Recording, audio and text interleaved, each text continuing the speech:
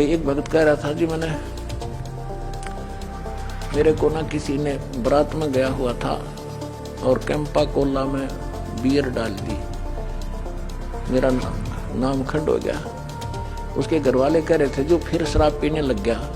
फिर वो आया, जब उससे पूछा भाई ऐसी गलती क्यों करी, कहने लगा जी मेरे साथ ऐसे धोखा हो गया। फिर मैंने सोचा टूटता गया पी ले छक्के। आप कोई गलती कर रहे होगे या कोई मर्यादा भंग करते हो, हमारे अनुकूल नहीं चल रहे हो, तो गुरु जी दुखी होते हैं। इसलिए उन बातों को तुरंत त्याग देना चाहिए जिससे गुरु दुख हो। गुरु दुखी तो भगवान दुखी, और भगवान दुखी होगा तो काहे के भगतम। ऐसा दाव, ऐसा मौका, ऐसा चांस मनुष्य शरीर, और फिर ये तत्व ज्ञान, और अब भी तुम पीछे रहोगे। कहते फिर परमात्मा ना संभाले, तुमने कई हजारों वर्षों तक, हजारों युगों तक नहीं संभालेगा, क्योंकि आप रिजेक्ट कर दिए जाओगे कि इतना कुछ होने के बावजूद भी, और फिर अपनी अज्ञानता और अपने ही ज्ञान के ऊपर आधारित होकर के अपने आप ही चले, पर संत की एक भी नहीं मानी। जो कुछ दिनों के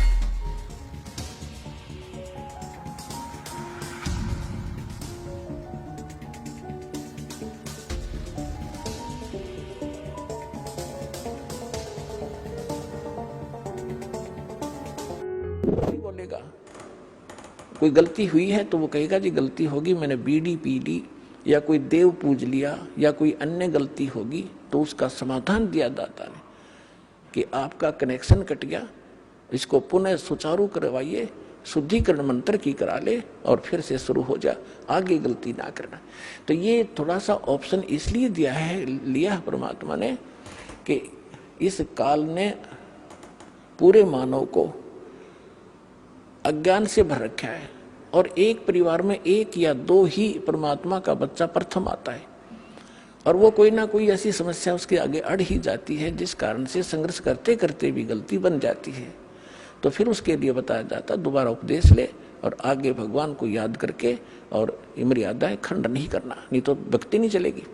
तो एक दो बार आपको ये ऑप्शन दिया गया है, और आप इसको फिर दोबारा ले लीजिए मंत्र, आप फिर स्टार्ट हो जाएंगे। जैसे किसी का मंत्र खंड हो जाता है, दूर देश में बैठा है और उसका पर जहाँ फोन आता है, प्रार्थना होती है, तो उसका मंत्र खंड भी होता है, तो भक्ति बंद नहीं करनी चाहिए उसने, क्योंकि उसने नोइंगली नहीं कर रखी। तो फिर उसका जो डिपॉजिट होगी भक्ति, वो सुचारू कर दी जाएगी, वो उस ओरिजिनल अकाउंट में आपकी आ जाएगी। जैसे बैंक में कई बार पैसे डाल दिए जाते हैं, कोई नंबर अकाउंट का गलत हो जाता है, बाकी एड्रेस सही है, तो फिर जाकर उसको शुद्ध करा लिया जाता है और मूल अकाउंट में आ जाता है फिर वो। तो ऐसे आप कई, एक भगत कह रहा था, जी मेरे को ना किसी ने बारात में गया हुआ था और कैंपा कोला में बियर डाल दी, मेरा नाम खंड हो गया। उसके घर वाले कह रहे थे जो फिर शराब पीने लग गया। फिर वो आया, जब उससे पूछा भाई ऐसी गलती क्यों करी, कहने लगा जी मेरे साथ ऐसे धोखा हो गया। फिर मैंने सोचा टूटता गया पी ले छक्के। कोई बात हुई है मूर्ख आदमी। अब जैसे किसी के पैर पर गलती से कोई पत्थर गिर गया और उंगली का चोट लाएगी तो सारे टांग ने तोड़ ले फिरते, टूटता गई है थोड़ी सी, है बिना अकल की बात तुम्हारी। तो उसको ऐसा नहीं करना चाहिए। वो खंड आपने किया नहीं, किसी कारण से हो गया, तो वो खंड भी नहीं होता ऐसे। अगर किसी ने आपके साथ धोखा किया है तो आपका नाम खंडित नहीं हुआ। फिर भी शंका बनी है तो सुचारू करवा लीजिए, वो कोई दिक्कत नहीं। और भक्ति नहीं छोड़नी चाहिए, वो करती रहनी चाहिए। किसी भी कारण से खंडित हो भी गया है, साधना करते रहिए, लेकिन इस उद्देश्य से कि फिर माफी मांगूंगा या घर बैठ के करते रहे तो बिल्कुल कभी अकाउंट आपका नहीं जुड़ेगा, सदा के लिए खत्म हो जाएगा। इसलिए ऑप्शन दिया गया कि दोबारा आके सुचारू करवा लीजिए और दीक्षा अपनी फिर से चालू कराइए कनेक्शन। तो परमात्मा ने बताया है कि गुरु मानुष कर जानते ते नर कहिए अंध, महादुखी संसार में फिर आग गए यम के फंद। अब गुरु जी के सामने कैसे व्यवहार करें, कोई अभिमान शब्द नहीं मुख से निकले। जिन बातों से गुरु दुख पावे, उन बातों को दूर भगावे। जिन बातों, गुरु किन बातों से दुख पाओगा? आप कोई गलती कर रहे होगे या कोई मर्यादा भंग करते हो, हमारे अनुकूल नहीं चल रहे हो, तो गुरु जी दुखी होते हैं। इसलिए उन बातों को तुरंत त्याग देना चाहिए जिससे गुरु दुख हो। गुरु दुखी तो भगवान दुखी, और भगवान दुखी होगा तो काहे के भगतम। तो यहाँ कहते हैं गुरु मानुष कर जानते ते नर कई है अंध, होवे दुखी संसार में फिर आगे काल के फंदे।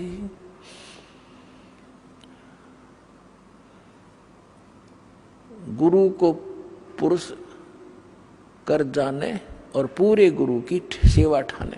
तो जो प्रसंग चल रहा है कि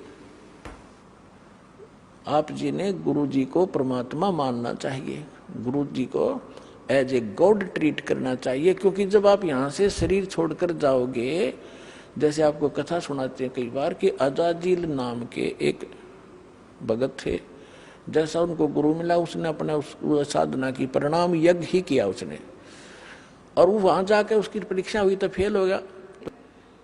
खाक उसने साधना की, सामने लड़का खड़ा कर दिया और उसके वचन का है, और भगवान कह रहे परिणाम कर, फिर अपनी औकात नहीं भूला वो।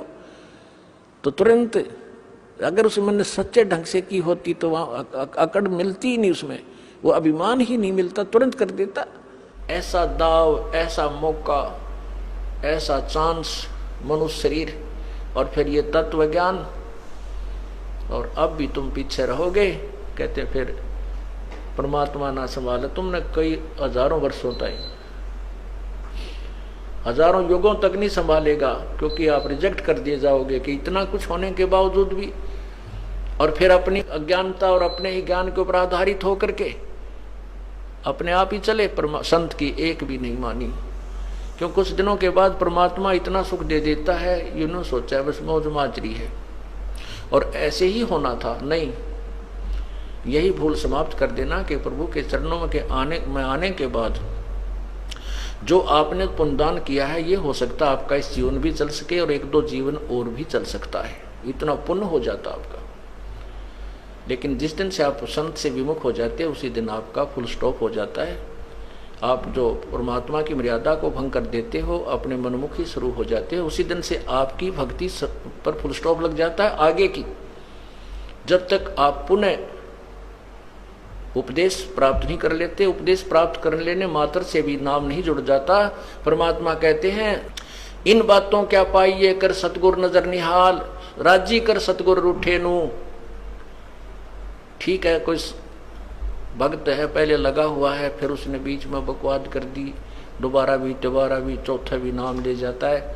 जब तक इस दास हृदय से उसको उपदेश नहीं देता, तब तक उसका पुनर्नाम सब नहीं जुड़ पाएगा। ये मेरे बस की बात नहीं, ये परमात्मा की ही प्रेरणा अंदर से होती है। नाम अवश्य दे दिया जाता है, क्योंकि हमारा स्वभाव है कि हो सकता है ये बालक फिर सुधर जाए, बच्चा भगवान का। तो इसलिए कहते हैं राजी कर सतगुरु रूठे नु, यानी अपने सतगुरु, मान ले आपसे गलती हो जाती है, सतगुरु क्यों रुष्ट होते हैं? क्योंकि आप विद्यार्थी, वो विद्यार्थी से टीचर रुष्ट होता है जो कोई भी मर्यादा नहीं निभाता, बार बार समझाने के बाद भी शरारत करने से बाज नहीं आता, तो वो उससे रुष्ट होता है। ऐसे ही परमात्मा का मार्ग है, आप विद्यार्थी हैं, ये दास आध्यात्मिक टीचर है। आपके हित के लिए आपको समझाया बुझाया जाता है, गलती करते हो आपको धमकाया भी जाता है, आपके भविष्य को मद्देनजर रखते हुए। निदास का कोई लेन देन नहीं। अब जो बच्चे परमात्मा से विमुख हो गए, नाम ले रखा था, गलतियों पर गलतियां की, हमने उनको धमका दिया, उनका नाम काट दिया गया यहाँ से, इस विद्यालय से, तो वो बाहर चले जाते हैं अपने दूसरे क्षेत्र में या दूसरे संत के पास, या जैसी पूजाएं उसको पहले करते थे वो करने लग जाते हैं। और वो कहते हैं हमारे ताज भी ठाठ हो रहे हैं, हमने तो उनको छोड़ दिया, उस नाम को भी, संस्था को भी छोड़ दिया, और कहते अब हमें कोई हानि नहीं हो रही है।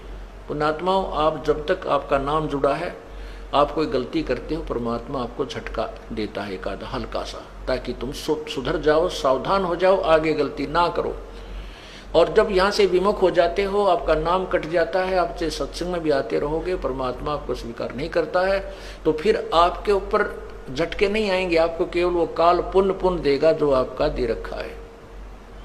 जैसे विद्यार्थी, जो बच्चा स्कूल में आता है गलती करता है, टीचर उसको पीटता भी है, एक आधा थप्पड़ भी मार दे, खुड़कावत धमकाता भी है, और जब वो बच्चा स्कूल छोड़कर चला जाता है, फिर चाहे वो गधे पर बैठ कर बारी लेता रहे, कहीं घूमता रहो, कहीं खेलो, वो टीचर उसको कुछ नहीं कहेगा। उसके साथ से निकल जाएगा, वो कितनी शरारत कर रहा हो वो नहीं, टीचर नहीं बोलेगा उससे, क्योंकि अब उसका विद्यार्थी नहीं रहा। इसी प्रकार जो अनजान व्यक्ति यहाँ से चले गए, उनको पूर्व जन्म की जो यहाँ रहते हुए और इस जन्म में भी जो पुण्य किए, भक्ति की, वो काल उनको अवश्य देगा, और उसके कारण वो ठाठ करते नजर आएंगे, और हो सकता है इस जीवन में कोई हानि भी ना हो, क्योंकि उनको पीटेगा नहीं कि अध्यापक, क्योंकि वो अब विद्यार्थी नहीं रहे और अपना जीवन बर्बाद कर रहे हैं। फिर मजदूर लगेंगे जो विद्यार्थी विद्यालय छोड़कर चले जाते हैं टीचर के धमकाने खुरकाने से, तो वो सफल नहीं हुआ करते। तो इसी प्रकार हमने उस परमात्मा की भक्ति करनी है।